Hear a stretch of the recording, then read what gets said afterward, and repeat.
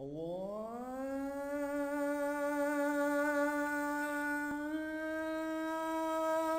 أكبر الله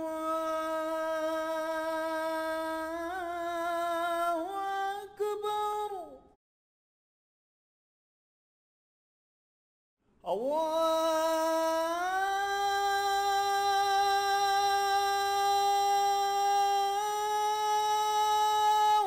أكبر الله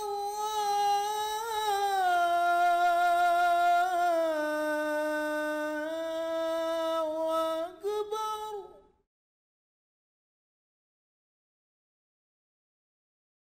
أشهد أن لا إله إلا الله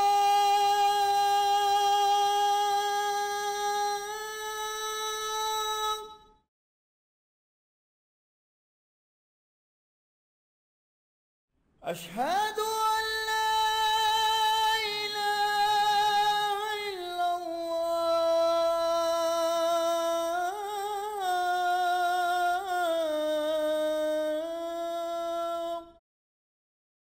نحمده ونصلي على رسوله الكريم اما بعد فاعوذ بالله من الشيطان الرجيم بسم الله الرحمن الرحيم رب اشرح لي صدري ويسر لي امري واحلل عقدة من لساني يفقهوا قولي رب زدني علما اجمعين ان شاء الله. السلام علیکم ورحمۃ اللہ وبرکاتہ. اللہم یسر ولا تعسر وتمم بالخیر. چلیے اللہ سبحانہ و تعالیٰ کا بابرکت نام لے کر ہمیشہ کی طرح اس ڈی وی ڈی کے شروع میں بھی کچھ ریویژن کر لیتے ہیں. ہم الحمدللہ مصدر کو پڑھ چکے ہیں. تو مصدر کیا ہوتا ہے؟ یہ ایک اسم الفعل ہوتا ہے، یعنی یہ اسم جمع فعل ہوتا ہے.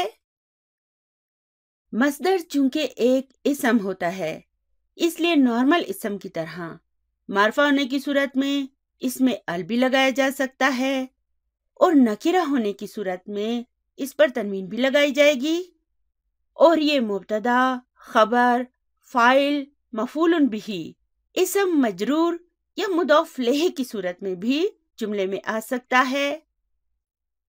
تو میں نے کہا ہے کہ یہ اسم جمع فعل ہوتا ہے. اسے ہم کیا کہتے ہیں؟ Verbal noun. یعنی کہ یہ ورب پلس ناؤن ہوتا ہے. وہ کیسے؟ وہ ایسے کہ اس میں فعل کا ایکشن تو موجود ہوتا ہے لیکن فاعل اور زمانے کے بغیر. یعنی کہ اس میں فعل کا ایکشن تو موجود ہوتا ہے لیکن اس ایکشن کو کرنے والا اور ایکشن کے کرنے کا وقت موجود نہیں ہوتا. یعنی کہ سبجیکٹ اور ٹینس اس میں موجود نہیں ہوتے. جیسے جلوسن کیا ہے؟ یہ ایک مصدر ہے اور اس کے معنی کیا ہوں گے؟ بیٹھنا، سٹنگ. تو جلوسن میں بیٹھنے کا عمل تو موجود ہے لیکن اس کا کوئی فاعل نہیں ہے اور نہ اس میں بیٹھنے کا وقت موجود ہوتا ہے. یہی وجہ ہے کہ یہ فعل کے طور پر نہیں آ سکتا، کیونکہ آپ کو یاد ہے نا ہم نے شروع میں کیا پڑھا تھا کہ فعل فاعل کے بغیر نہیں ہو سکتا. اگر کوئی فعل ہوگا نا تو پھر اس کا کوئی نہ کوئی فاعل ضرور ہوگا. فعل فاعل کے بغیر زندہ نہیں رہ سکتا. تو مصدر میں بھی چونکہ فاعل موجود نہیں ہوتا اس لیے یہ فعل کی جگہ پر نہیں آ سکتا. یہ ایک اسم کے طور پر آ سکتا ہے. تو اگر میں کہوں الخروج تو اس کے معنی کیا ہوں گے؟ اس کے معنی ہوں گے ان یخرج. اور اسی طرح اگر میں کہتی ہوں الدخول تو اس کے کیا معنی ہیں؟ ان یدخل. اور پھر اگر میں کہتی ہوں الجلوس تو اس کے معنی کیا ہوں گے؟ ان یجلسا. دیکھیں میں اسے جان بوجھ کر ان پڑھ رہی ہوں، ٹھیک ہے نا؟ تجوید کے مطابق ہمیں پڑھنا چاہیے ان یخرجا، अन यदखुला, लेकिन मैं आपको समझाने की खातिर अन को मिलाकर नहीं पढ़ रही, अलग पढ़ रही हूँ। तो ये सब मस्दर हैं और ये मस्दर अल मुअव्वल। इन्हें हम जुमले के मुताबिक अन अजलिसा, अन तजलिसा या इस अन के साथ कोई भी फेल मुदारे की मंसूब फॉर्म लगाकर लिख सकते हैं। जरूरी नहीं है कि इसके साथ अजलिसा ही आए या यजलिसा ही आए, ठीक है ना। हम फेल मुदारे की कोई भी मंसूब फॉर्म लगा सकते हैं।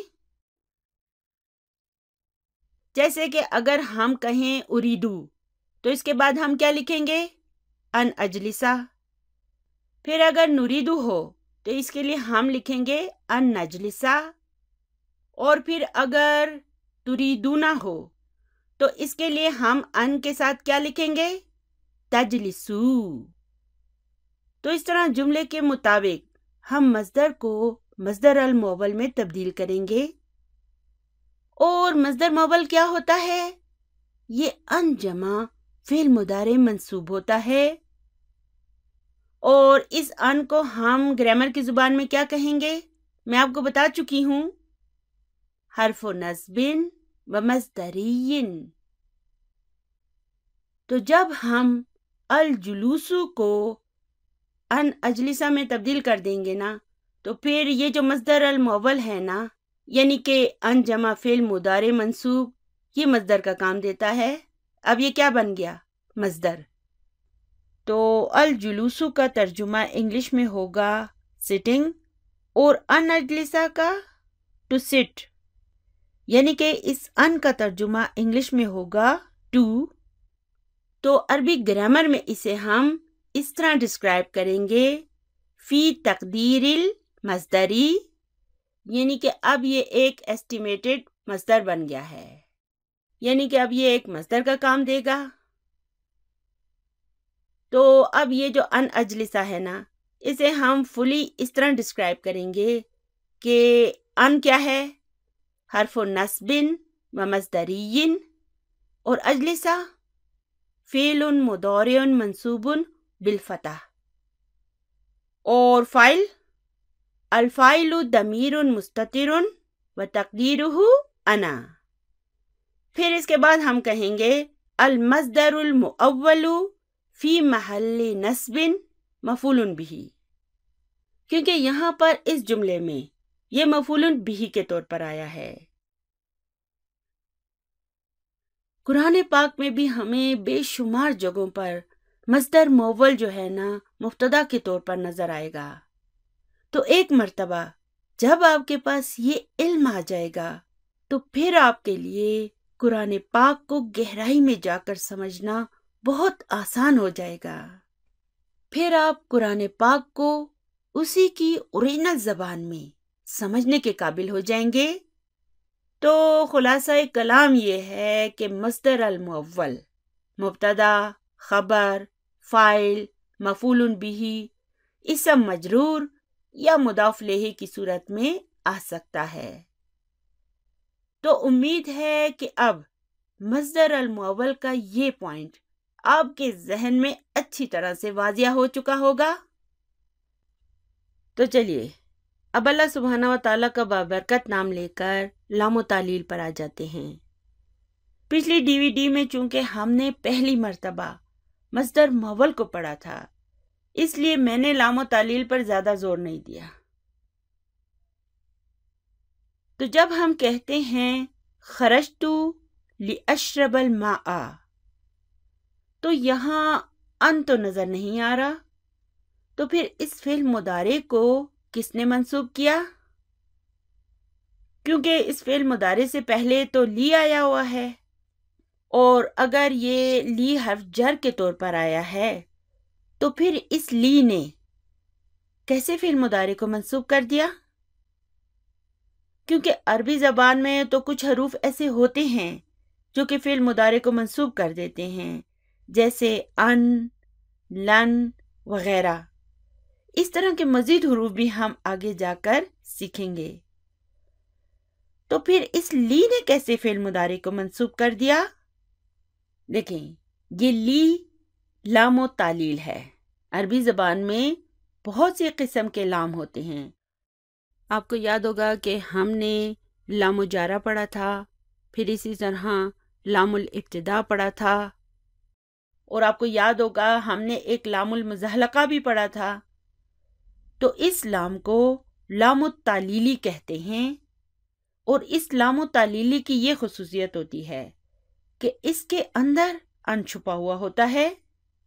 دیکھیں، جب میں کہتی ہوں خرجت من الفصل لأشرب الماء، تو اس کا انگلش میں ترجمہ کیا بنے گا؟ I came out of the class to drink water۔ تو اب یہاں پر بھی دیکھیں، میں نے ٹو لگا دیا، جبکہ یہ لی اشربا میں تو ان موجود ہی نہیں ہے۔ یہ ٹو کس کا ترجمہ ہوتا ہے؟ ان کا، جبکہ لی اشربا میں یہ ان تو نظر نہیں آ رہا۔ اس کی وضاحت یہ ہوگی کہ لی میں ان بھی چھپا ہوتا ہے، اور اسی کی وجہ سے یہاں پر یہ فعل مضارع منصوب ہو گیا۔ تو پھر ہم حرف جر لی اور لام و تعلیل میں کیسے فرق کریں گے؟ وہ ایسے کہ حرف جر لی کے بعد ایک اسم ہوگا جو کہ مجرور ہوگا، جیسے ہم کہتے ہیں للمدرسی، لمحمد، لحامد، ٹھیک ہے نا؟ جبکہ لام و تعلیل کے بعد فعل مضارع منصوب آئے گا، جس کی وجہ سے ہم سمجھ جائیں گے کہ حرف جر لی کہاں پر ہے اور لام و تعلیل کہاں پر آیا ہے۔ تو لام و تعلیل میں چھپے ان کو ہم گرامر کی زبان میں کیسے ڈسکرائب کریں گے؟ ہم کہیں گے ان مدمراتن، یعنی کہ ہڈن، چھپی ہوئی۔ پاکستان میں اسے مزمراتن بھی پڑھا جاتا ہے۔ تو اگر ہم کہتے ہیں ان اشربا، تو یہ کیا ہے؟ جی ہاں، یہ مصدر المول ہے۔ لیکن اگر ہم کہتے ہیں لی اشربا، تو اب یہ لی کیا ہے؟ یہ لام و تعلیل ہے، اور اس کے بعد مضارع منصوب ہے۔ چلیے اب اس ان اشربا کو مصدر میں تبدیل کریں، تو یہ ہو جائے گا خرجت لشرب الماء، ٹھیک ہے نا؟ شاربا یشربو شربن، مصدر ہوتا ہے شربن۔ تو اب یہ جو خرجت لاشرب الماء ہے، اسے ہم کیسے انالائز کریں گے؟ ہم کہیں گے خرج فعل ہے، تو اس کا فاعل ہے، لی لام و تعلیل ہے، اشربا فعل مضارع منصوب بالفتح، اور ہم کہیں گے الفاعل ضمیر مستتر و تقدیرہ انا، اور الماء یہ اس کا مفعول بھی ہوگا۔ اچھا، پھر خرجت لشرب الماء، اسے ہم کیسے ڈسکرائب کریں گے؟ اس میں بھی ہم کہیں گے خرج فعل ہے، تو اس کا فاعل ہے، لی کیا ہے؟ یہ حرف جر ہے، شربی اس کا اسم مجرور ہے وہو مضاف، اور المائی جو ہے یہ اس کا مضاف الیہ ہے۔ دیکھیں، ان سب کو انالائز کرنا یہ ہمارے اس وقت کے سبق میں شامل نہیں ہے۔ ہم نے فی الحال ان کا ترجمہ کرنا ہے، انہیں انالائز کرنا، ان کی پوری تفصیل جو ہے نا وہ ہم جا کر بک 3 میں پڑھیں گے، ٹھیک ہے نا؟ تو فی الحال آپ ان کے گرامر کا ایک آئیڈیا لے لیں، اور اس موقع پر اگر آپ اس کا صرف ترجمہ ہی کر لیتے ہیں نا تو وہی کافی ہوگا۔ تو ان دونوں جملوں کے معنی ہوں گے میں نکلا تھا کہ میں پانی پیوں، اور خرجت لشرب الماء کے معنی ہوں گے میں پانی پینے کے لیے نکلا تھا، یا ہم نکلی تھی بھی کہہ سکتے ہیں۔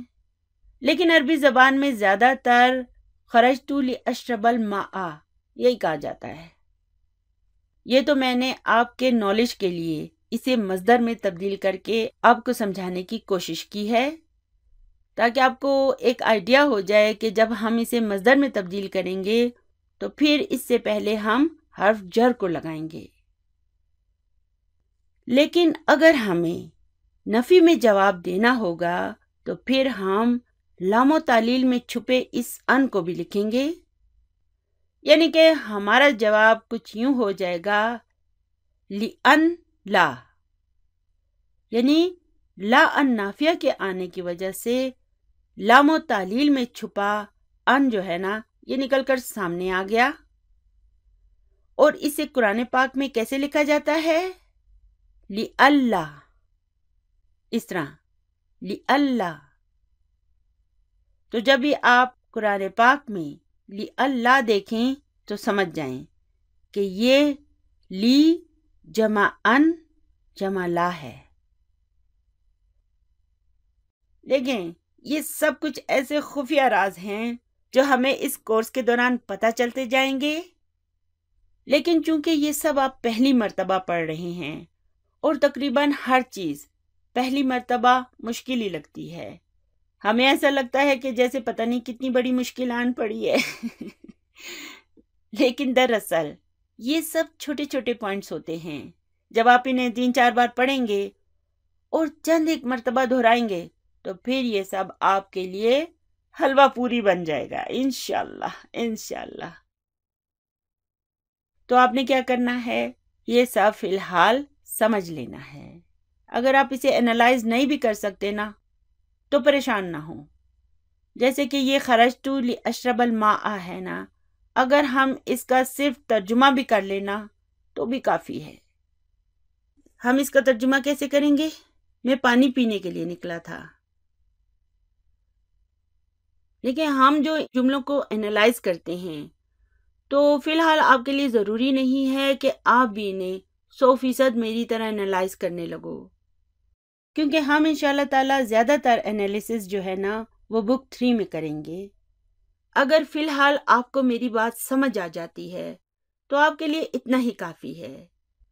دیکھیں نا، جب میں نے پہلی مرتبہ مضاف، مضاف الیہ، حرف جر، اسم مجرور جیسے الفاظ استعمال کیے تھے تو آپ کو وہ کتنے مشکل لگے ہوں گے، لیکن ابھی وہ سب آپ کے لیے کتنے آسان ہو چکے ہیں. اسی طرح جب میں نے پہلی مرتبہ کہا تھا فی محل رفن تو آپ کتنے پریشان ہو گئے ہوں گے. لیکن اب الحمدللہ اللہ سبحانہ و تعالیٰ کے کرم سے آپ ان سب الفاظ کے عادی ہو چکے ہیں. اب آپ انہیں سن کر گھبراتے نہیں ہیں. تو یہ عربی گرامر ہے. وقت کے ساتھ ساتھ آپ ان تمام ناموں سے خوب مانوس ہو جائیں گے. یہی وجہ ہے کہ میں نے شارٹ کورس کی جگہ یہ لانگ کورس بنانے کا ارادہ کیا تھا، کیونکہ شارٹ کورسز سے زیادہ تر سینئر اسٹوڈنٹس کی ریویژن تو ہو سکتی ہے، لیکن ان سے A to Z گرامر نئے اسٹوڈنٹس کو نہیں سکھایا جا سکتا. میرا یہ کورس جو ہے نا یہ اسی وجہ سے طویل ہے، کیونکہ ہم اس میں جو اسباق اور ایکسرسائزز کرتے ہیں یہ سب آپ کی پریکٹس کے لیے ہوتی ہیں. میری ان ویڈیوز میں جب آپ کو ایک گرامر کا پوائنٹ پڑھایا جاتا ہے تو پھر سبق اور ایکسرسائز کے ذریعے اس کی خوب اچھی طرح پریکٹس کرائی جاتی ہے، اور پھر اگلی DVD کے شروع میں ان کی ریویژن بھی کرائی جاتی ہے. یعنی اللہ سبحانہ تعالیٰ کے کرم سے، میرا کوئی کمال نہیں ہے، سب اللہ کی عطا ہے کہ آپ کو ان ویڈیوز میں آل ان ون مل جاتا ہے. تو انشاءاللہ تعالیٰ جب یہ میرا کورس مکمل ہو جائے گا نا تو پھر اسٹوڈنٹس کو میری اگلی ویڈیو کا انتظار نہیں کرنا پڑے گا. وہ دن میں 2 ویڈیوز بھی دیکھ سکتے ہیں، 3 بھی دیکھ سکتے ہیں، جتنا ان کے پاس ٹائم ہوگا وہ دیکھ سکیں گے. یہی وجہ ہے کہ میں آپ لوگوں کو بار بار کہتی ہوں کہ پریشان ہونے کی ضرورت نہیں ہے، کیونکہ انشاءاللہ تعالیٰ جب ہمارا یہ کورس مکمل ہو جائے گا تو پھر آپ کو انشاءاللہ تعالیٰ 85% تک قرآن پاک سمجھ میں آنے لگے گا، اور باقی 15% الفاظ جو عربی کے رہ جائیں گے نا وہ بھی اگر اللہ تعالیٰ نے مجھے توفیق دی تو وہ بھی میں آپ کو کرا دوں گی. بس آپ نے کیا کرنا ہے، مستقل مزاجی سے گرامر کی اس وادی میں میرے ساتھ چلتے رہنا ہے، چلتے رہنا ہے.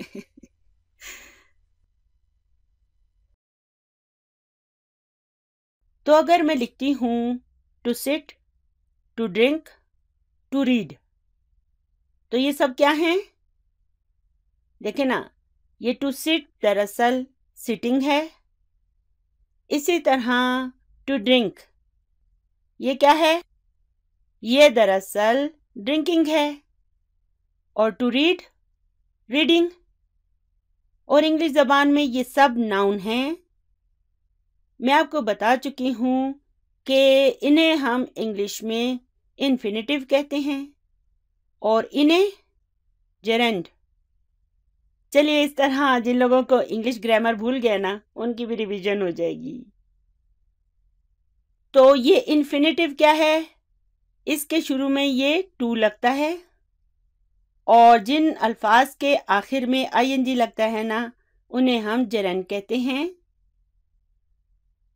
اور عربی زبان میں دیکھیں، یہ سٹنگ ہو جائے گا جلوسن، ڈرنکنگ شربن، اور ریڈنگ دراستن.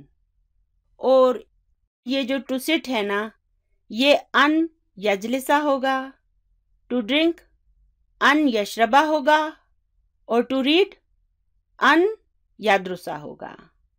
یعنی کہ یہ سب کیا ہیں؟ یہ سب جو ہے نا، یہ مصدر المول ہیں، اور اس سائڈ پہ یہ سب جو ہے نا، یہ مصدر ہیں. لیکن ہم اپنے اسباق کے دوران مختلف اوزان پر آنے والے مصادر کو نوٹ کرتے جائیں گے. اس طرح وقت کے ساتھ ساتھ ہمارے ذہن میں مصادر کا ایک ذخیرہ جمع ہو جائے گا. لیکن آپ کو یاد ہے نا کہ ہم نے فعل ثلاثی مجرد کا نام پڑھا تھا، ٹھیک ہے نا؟ مجرد کا کیا مطلب ہے؟ خالص. مجرد کنوارے کو بھی کہتے ہیں. یعنی کہ وہ افعال جو صرف 3 حروف والے ہوتے ہیں، انہیں ہم فعل ثلاثی مجرد کہتے ہیں. تو 3 حروف والے افعال کے جو مصادر ہوتے ہیں نا، یہ سماعی کہلاتے ہیں. پچھلی سے پچھلی ویڈیو میں آپ کو ان کے بارے میں بتا چکی ہوں. میں نے کیا کہا تھا؟ میں نے کہا تھا کہ وہ مصادر جنہیں کسی قاعدے کے مطابق نہیں بنایا گیا ہوتا، بلکہ وہ ایک جنریشن جو ہے نا، وہ دوسری جنریشن سے سنتی آ رہی ہوتی ہے، یعنی کہ وہ سنے سنائے ہوتے ہیں. یعنی کہ ہزاروں سال سے لوگ ان کو اپنے سے پہلے لوگوں سے جیسے سنتے تھے نا، اسی طرح انہیں اپنی روزمرہ زندگی میں بولتے رہتے تھے. مثال کے طور پر آپ جو ہے نا، آج سے 1400 سال پہلے والا زمانہ سوچیں. اس وقت عرب کیسے رہتے تھے؟ قبائل کی صورت میں. تو ایک قبیلے میں کیا ہوتا تھا کہ ایک وزن پر آنے والا مصدر بولا جاتا تھا، اور دوسرے قبیلے میں اسی فعل کا دوسرے وزن پر آنے والا مصدر. تو اس طرح ہم یہ کہہ سکتے ہیں کہ یہ ایسے مصادر ہیں جو ہر جنریشن اپنے سے پہلی جنریشن سے سنتی آ رہی ہوتی ہے. اور یہی وجہ ہے کہ آپ کو عربی زبان میں ایک ہی فعل کے ایک سے زائد اوزان پر بنے ہوئے مصادر بھی ملیں گے. لیکن جو فعل مزید فی ہے نا، اس میں ایسا نہیں ہوتا. آپ کو یاد ہوگا کہ میں نے آپ کو دوسرے، تیسرے اور چوتھے باب کے بارے میں بتایا تھا کہ ہم کیا کرتے ہیں، فعل ثلاثی میں کچھ مزید حروف شامل کر کے یہ ابواب بنائے جاتے ہیں. وہ کیوں؟ تاکہ ہم اس کے معنی کو تبدیل کر دیں. تھوڑا سا معنی جو ہے نا، وہ چینج کر دیا جاتا ہے. بیسیکلی ایکشن جو ہے نا، وہ وہی ہوتا ہے، فعل وہی ہوتا ہے، لیکن اس کے معنی جو ہے نا، وہ تھوڑے سے ٹویسٹ ہو جاتے ہیں، مڑ جاتے ہیں. تو یہ جو مزید فی ابواب ہوتے ہیں نا، ان کے مصادر جو ہے نا، یہ قیاسی ہوتے ہیں. یعنی کہ یہ سنے سنائے نہیں ہوتے، بلکہ ایک ہی پیٹرن پر بنائے جاتے ہیں. یہ انتہائی آسان ہوتے ہیں کیونکہ ہمیں انہیں یاد نہیں کرنا پڑتا. وہ کیوں؟ کیونکہ ایک باب کا ایک ہی پیٹرن ہوتا ہے.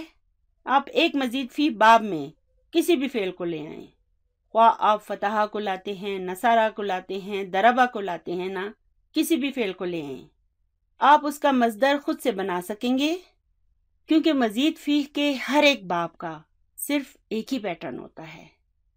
آپ نے ایک دفعہ ایک باب کا پیٹرن یاد کر لیا نا، تو پھر آپ کے لیے کسی بھی فعل کو مزید فی کے اس باب میں لا کر اس کا مصدر بنانا انتہائی آسان ہو جائے گا۔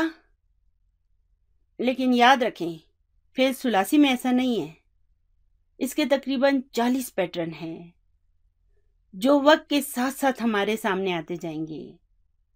اور یہ بات بھی سمجھ لیں کہ بعض اوقات ایک ہی فعل کے ایک سے زائد پیٹرن پر بنے ہوئے مصادر بھی آ سکتے ہیں۔ یہی وجہ ہے کہ ہم کہتے ہیں کہ عربی زبان میں بڑی وسعت ہوتی ہے، اور اس کی خوبصورتی اور رنگینی کی وجہ بھی یہی وسعت ہے۔ تو سماعی مصادر کون سے ہوتے ہیں؟ یہ فعل ثلاثی کے مصادر ہوتے ہیں جو کہ لوگ اپنے باپ دادا سے سنتے چلے آ رہے ہیں، اور جیسے جیسے ہم اپنے ابواب میں آگے بڑھتے جائیں گے ہمارا ان سے واسطہ پڑتا جائے گا اور ہم انہیں نوٹ کرتے جائیں گے۔ لیکن ایسا نہ ہو کہ آپ انہیں رٹا لگانے بیٹھ جائیں۔ علماء نے یہ بات ریکمینڈ نہیں کی ہے، وہ کہتے ہیں کہ آپ انہیں جملوں میں استعمال کرتے ہوئے سمجھتے جائیں اور ساتھ ساتھ یاد رکھنے کی بھی کوشش کریں۔ یعنی کہ آپ نے انہیں رٹا نہیں لگانا، بلکہ سبق میں جیسے جیسے یہ آتے جائیں گے نا، آپ انہیں سمجھتے جائیں اور یاد رکھنے کی کوشش کریں۔ تو جب ہم بک 3 مکمل کریں گے تو اکثر روزمرہ استعمال ہونے والے مصادر جو ہے نا وہ بھی ہم سمجھ چکے ہوں گے۔ اور عام استعمال ہونے والے اوزان کون سے ہیں؟ جیسے کہ فعول، فعل، فعال اور فعال وغیرہ۔ ابھی ہو سکتا ہے کہ آپ کو یہ سب باتیں بہت مشکل محسوس ہوں، لیکن جب ہم انہیں پڑھیں گے تو آپ کو یہ بالکل مشکل نہیں لگیں گی، کیونکہ ہم بڑے خوش نصیب ہیں کہ ہم اردو بولتے ہیں، اور ان میں سے 80% الفاظ پہلے سے اردو میں موجود ہیں، جیسے جلوس، خروج، قول۔ تو یہ جلوس، خروج، قول یہ سارے الفاظ اردو میں موجود ہیں نا۔ اسی طرح فعلن کے وزن پر فہم، نصر، فتح یہ الفاظ بھی تقریباً اردو میں موجود ہیں۔ اسی طرح فعال کے وزن پر سماع، صلاح، فساد یہ الفاظ اردو میں ہیں نا۔ پھر فعال کے وزن پر ہے نکاح، قیام، صیام۔ تو اس طرح اکثر مصادر جو ہیں نا وہ ہمیں پہلے سے پتہ ہیں، اور پھر انہیں کنفرم کرنے کے لیے ہم عربی لغت کی مدد بھی لے سکتے ہیں۔ چلیے اب نیو بک 4 کے سبق نمبر 7 کے سوال نمبر 6 کو کھول لیں۔ اگر آپ اولڈ بکس استعمال کر رہے ہیں تو اولڈ بک 2 کے سبق نمبر 17 کی تمارین کے سوال نمبر 6 پر آ جائیں۔ سوال نمبر 6 ہے اقرا ما یلی۔ تو اب اس سوال میں ہم نے کیا کرنا ہے؟ ہم نے اس پر غور کرنا ہے۔ ابھی ہم نے مصدر مؤول کو پڑھ لیا ہے نا، اس لیے ابھی مصدر مؤول کی بارش ہونا شروع ہو جائے گی۔ ابھی ہمارے دائیں بائیں آگے پیچھے ہر طرف سے بس مصدر مؤول کی بارش ہو جائے گی۔ ابھی سوال میں بھی دیکھیں ہر جملے میں مصدر مؤول آئے گا۔ جز نمبر 1 ہے اریدو ان اذهب الی المستوصفی۔ اب یہاں پر اریدو کیا ہے؟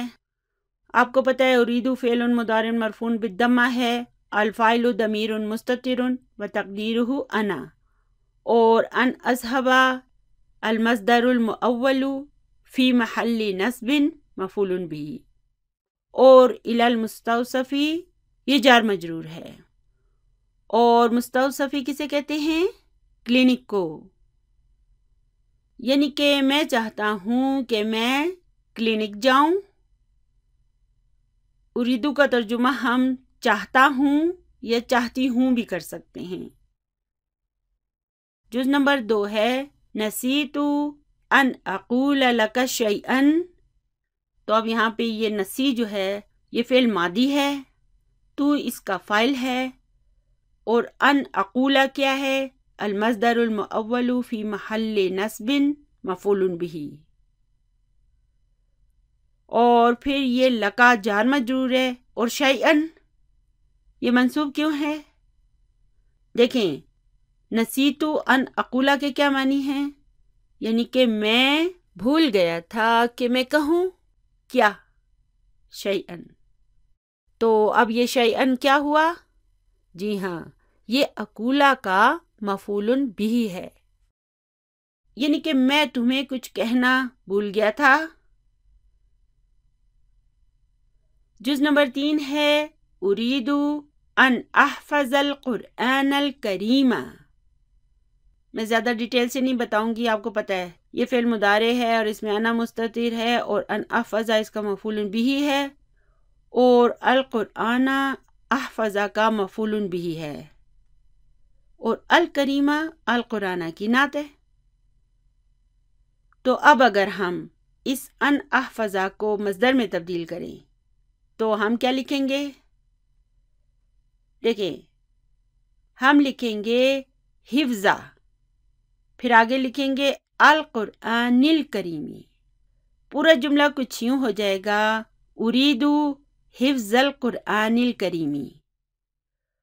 اب اس جملے میں حفظہ جو ہے نا، یہ مفعول بھی ہوگا، وہو مضاف، اور القرآنی اس کا مضاف الیہ ہوگا، اور الکریمی القرآنی کی نعت ہوگا۔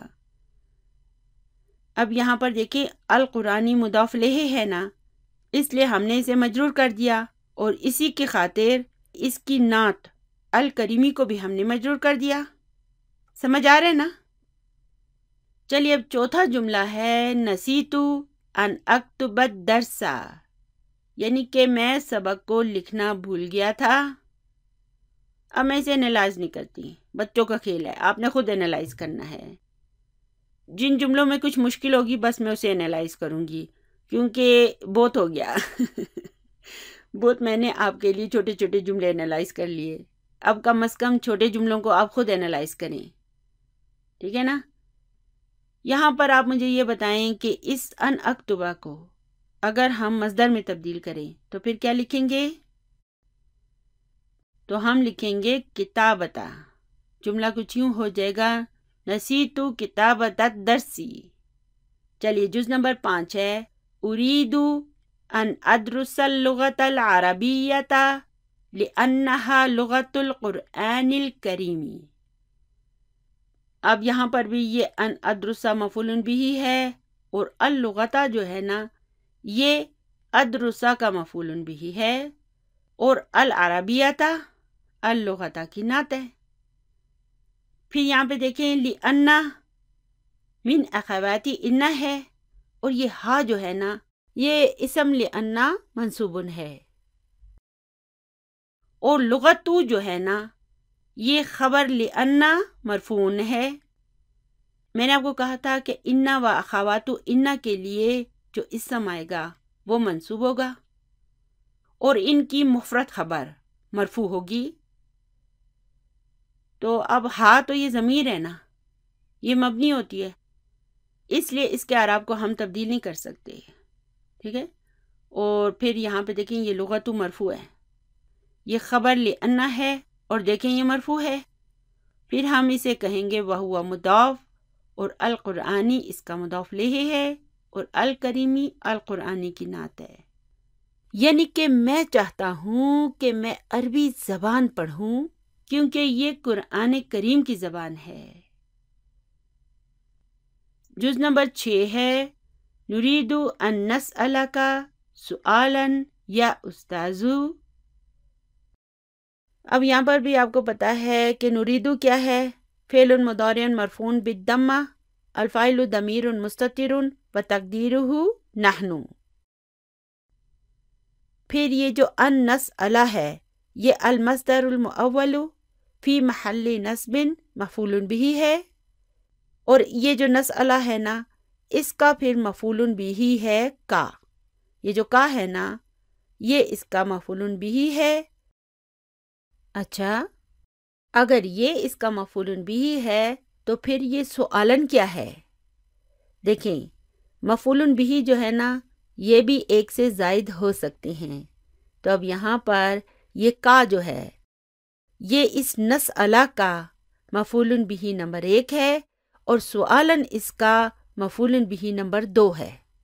ٹھیک ہے نا، یہ دونوں مفعول بہ ہیں. یعنی کہ اے استاد، ہم چاہتے ہیں کہ ہم آپ سے ایک سوال پوچھیں.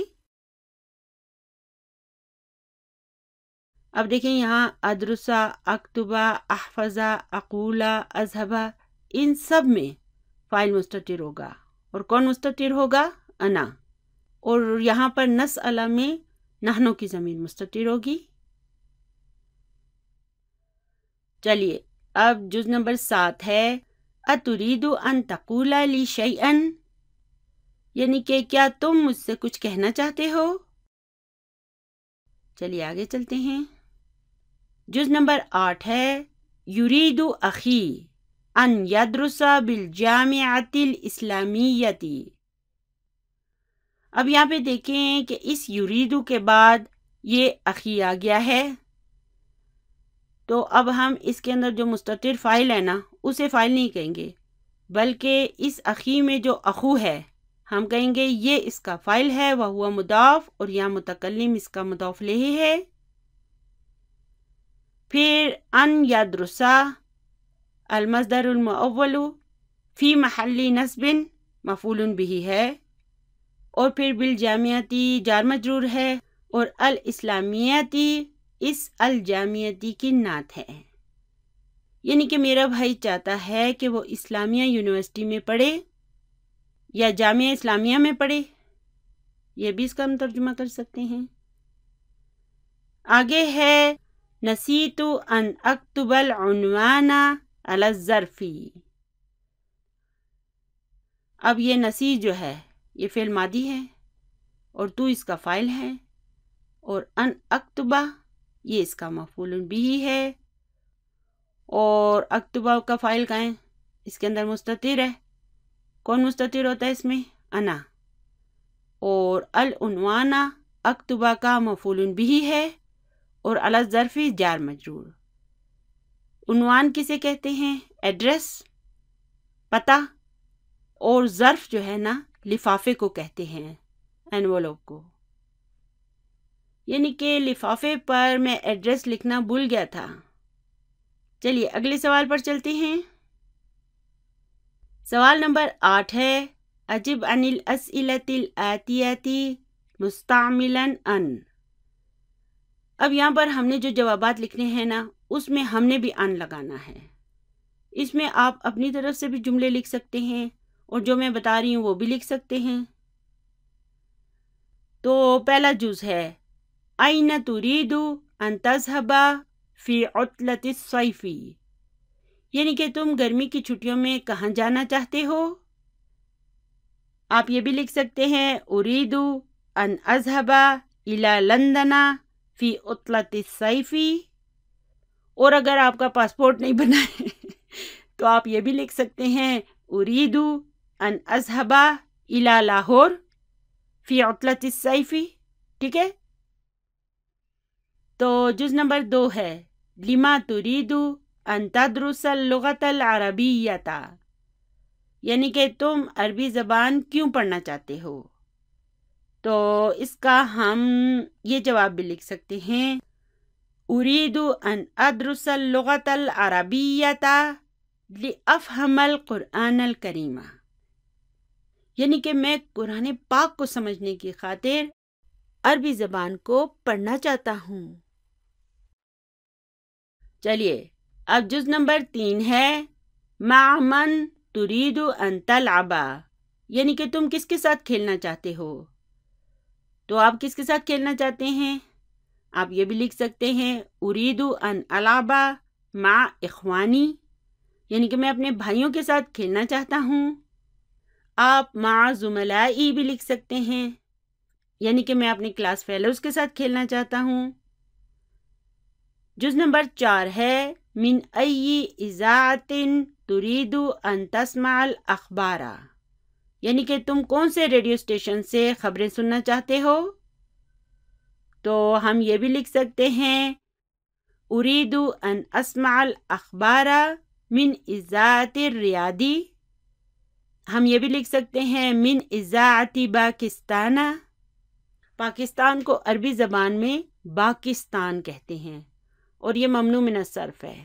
ال نہیں آئے گا اس سے پہلے. اچھا، جز نمبر 5 ہے ماذا تريد ان تشرب یا اخی، یعنی کہ اے میرے بھائی تم کیا پینا چاہتے ہو. تو اس کا جواب آپ یہ لکھ سکتے ہیں اريد ان اشرب القہوۃ، یا آپ یہ بھی لکھ سکتے ہیں ان اشرب الشائی. ٹھیک ہے، آپ یہ بھی لکھ سکتے ہیں. چلیے جز نمبر 6 ہے لما تريد ان تذهب الى الطبيب، یعنی کہ تم ڈاکٹر کے پاس کیوں جانا چاہتے ہو. تو اس کا سمپل سا جواب ہم یوں لکھ سکتے ہیں کہ اريد ان اذهب الى الطبيب لانني مريض، یعنی کہ میں ڈاکٹر کے پاس اس لیے جانا چاہتا ہوں کہ میں بیمار ہوں. چلیے جز نمبر 7 ہے ماذا تريد ان تأكل فی العشاء. عشاء کسے کہتے ہیں؟ ڈنر کو، رات کے کھانے کو. یعنی کہ تم ڈنر میں کیا کھانا چاہتے ہو. تو آپ اس کا جواب کیا لکھیں گے؟ چلیے فرمائش کر لیں. ہم اس کا ایک معصوم سا جواب بھی لکھ سکتے ہیں اريد ان آکل الخبز فی العشاء. خبز کا کیا مطلب ہے؟ روٹی. بیچارہ کوئی معصوم سا ہے، کہتا خالی میں روٹی کھانا چاہتا ہوں. آپ یہ بھی لکھ سکتے ہو ان آکل البریانی. چلیے آگے ہے ماذا نسیتا، یعنی کہ تم کیا بھول گئے. تو اس کا جواب ہم کیا کہیں گے؟ نسیت ان اقول لک شیئا، یعنی کہ میں تم سے کچھ کہنا بھول گیا تھا.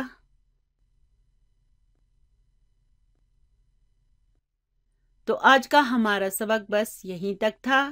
دعاؤں میں یاد رکھیے گا. اللہم انفعنا ما علمتنا وعلمنا ما ينفعنا وزدنا علما. سبحان ربک رب العزت عما یصفون وسلام علی المرسلین والحمد للہ رب العالمین. جزاکم اللہ خیرا کثیرا. السلام علیکم ورحمۃ اللہ وبرکاتہ.